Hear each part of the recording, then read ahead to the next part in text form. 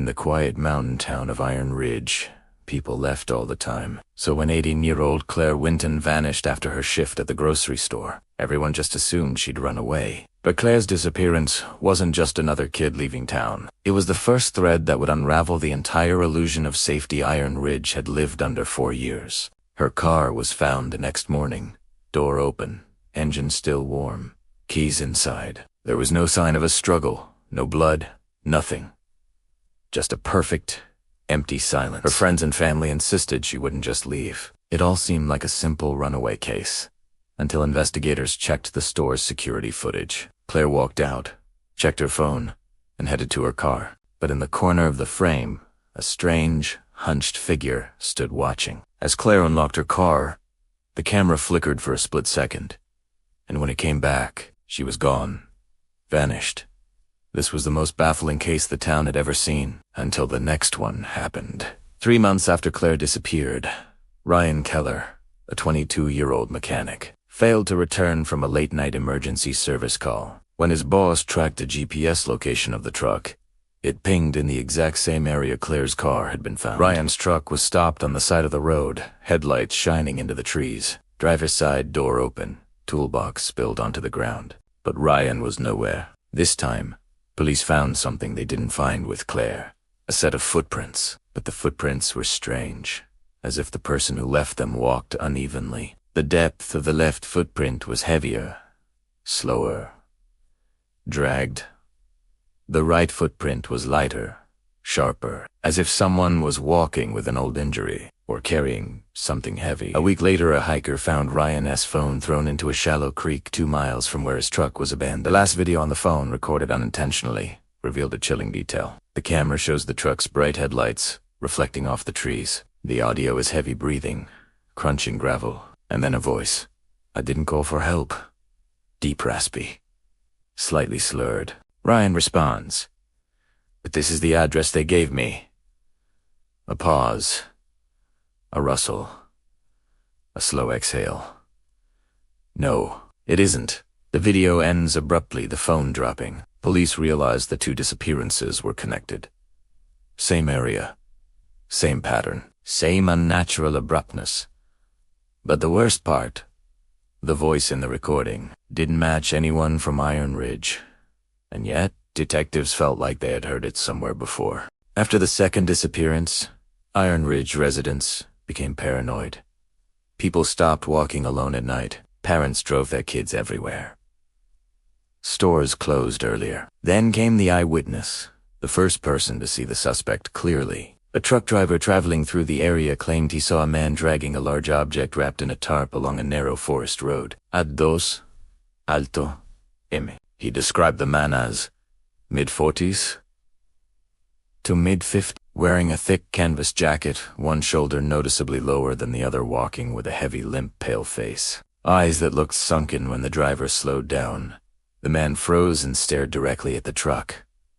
Not blinking, not moving, just staring. The driver sped away instantly. But here's the detail that disturbed investigators most.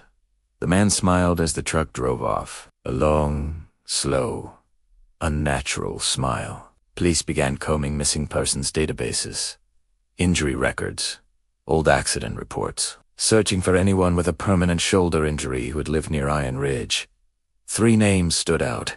One name chilled everyone: Elias Mercer, a man once injured in a severe logging accident, a man who hadn't been seen in public for years, a man who once owned a cabin deep inside the Iron Ridge forest, now abandoned, or so everyone thought. When investigators visited the property, the front door was locked, but the back door was open. Inside they found a cot with fresh bedding, old canned food, a lantern still warm, a wall covered in newspaper clippings about Claire and Ryan, and a disturbing notebook filled with hand-drawn sketches of human faces, crossed out with heavy marks. One sketch wasn't crossed out. Claire Winton's.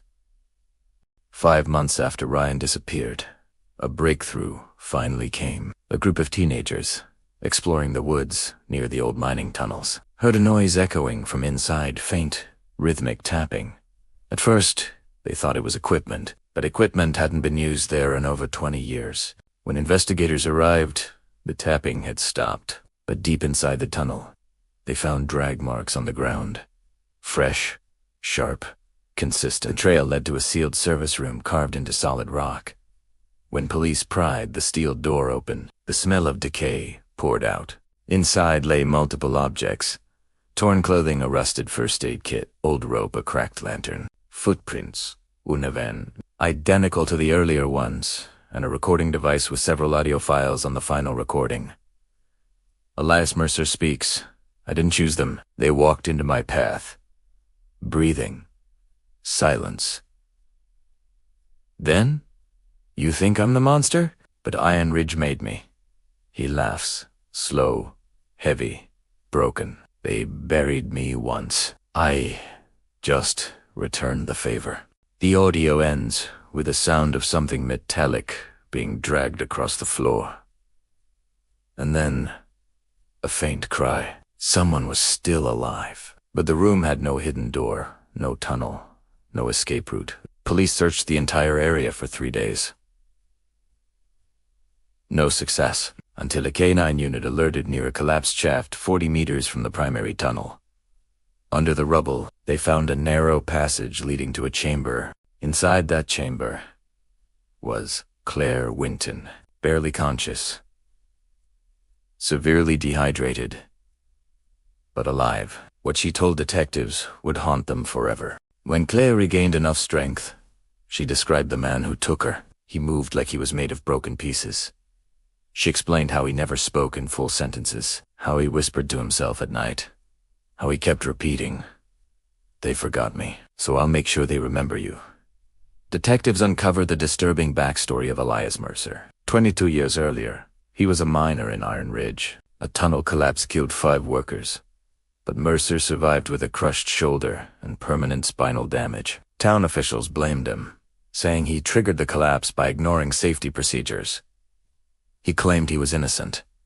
He lost his job. Lost his home. Lived alone in the woods, slowly deteriorating, mentally and physically.